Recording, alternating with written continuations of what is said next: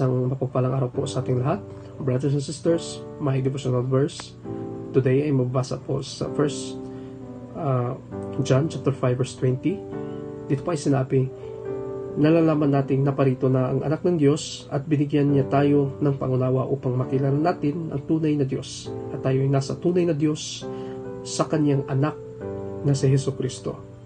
Siya ang tunay na Diyos at buhay na walang hanggan. Purihin po ang mga salita ng ating Panginoon. I have 3 points. Una po ay nakita ko dito na ang Diyos ang nabigay sa atin ng pangunawa. Isang pangunawa na magtutuon sa atin, no, sa totoong paniniwala. Bigyan niya tayo ng kaunawaan. Limited po yung pangunawa natin. Hindi rin po natin maarok ang pangunawa ng ating Diyos. Sino ba naman tayo, mga kapatid? Pero dahil sa habag ng Diyos, ipinagkaloob niya sa atin ang pangunawa na tanggapin ang kanyang salita. Ang salita na si Kristo ang anak ng Diyos. Na si Kristo ang dapat sambahin. Na si Kristo ang dapat, no, bigyan ng papuri because He is the reason why we exist. No? Dapat po tayong magalak, no, sa ginawa ng Diyos. Siya talaga ang unang humakbang, no, kung bakit tayo, no, nagkaroon ng kaligtasan, ng assurance sa ating mga buhay ngayon. Pangalawa po, ang Diyos, He lead us into the right faith. Binigyan niya tayo inilid niya tayo, dinala niya tayo sa totoong paniniwala, sa totoong katotohanan.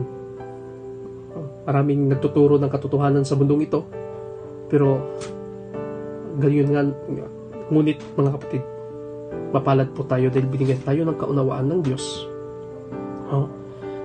sa pagtitiwala sa kanyang mga salita, at ang mga salita niya yung nag-lead sa atin, no, sa totoong pananampalataya na nakatuon sa ginawa ni Kristo Jesus.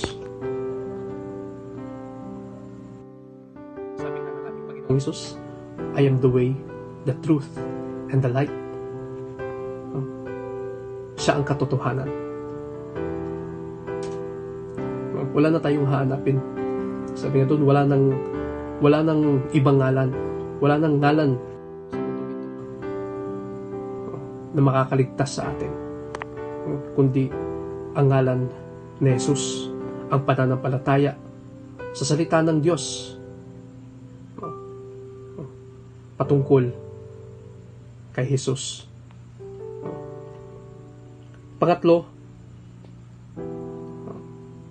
dahil sa ating pananampalataya, dahil sa kaunawaan na binigay sa atin ng Diyos, doon natin nalaman yung mga promises ng ating Panginoon.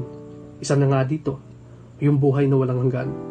Ang buhay na walang hanggan na ito, ang gagamitin natin, no, upang sambahin siya, upang dakilain ang kanyang pangalan. Kaya nga, mapalad tayo mga kapatid, dahil sa pamamagitan ng ating pananampalataya sa ating Panginoon, dahil sa habag ng Diyos, no, tayo ay tinawag na mga anak ng Diyos. Kung mabasa natin dito sa chapter 5 na ang mga anak ng Diyos, no, ay sumusunod ng kanyang mga utos. Sabi nga sa verse 3 na ang utos ng Panginoon ay hindi po mahirap sundin, dahil isa po ito sa mga paraan ng pagpapakita natin ng pag-ibig sa Kanya. You know? Tapos sabi doon na ang mga anak ng Diyos ay hindi na nagpapatuloy sa kasalanan. Hindi na nagpapatuloy sa kasalanan ang mga anak, ang tinawag na ng mga anak ng Diyos. Dahil ang kanilang mga buhay, ang kanilang mga puso ay punong-puno ng kagalakan. Kagalakan na sambahin ang ating Panginoon. Kagalakan na paglingkuran ang Panginoon. No?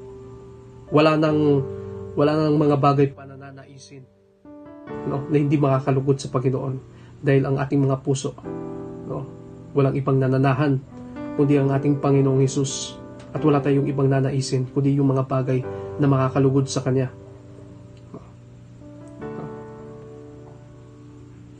At ang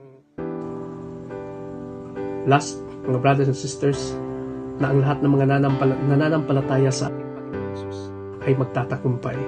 Napakaganda po ng sinabi ng ating ni Juan na ang lahat na magtatagumpay sa sanlibutan na ito na punong-puno ng kasamaan, yun yung mga taong nananampalataya, no, sa ating Panginoong Hesus. May pananampalataya at nagtitiwala sa salita ng Diyos. Sila yung mga nagtatagumpay at tayo po mga kapatid ay magtatagumpay dahil nasa totoong pananampalataya tayo. Nasa totoong katotohanan tayo.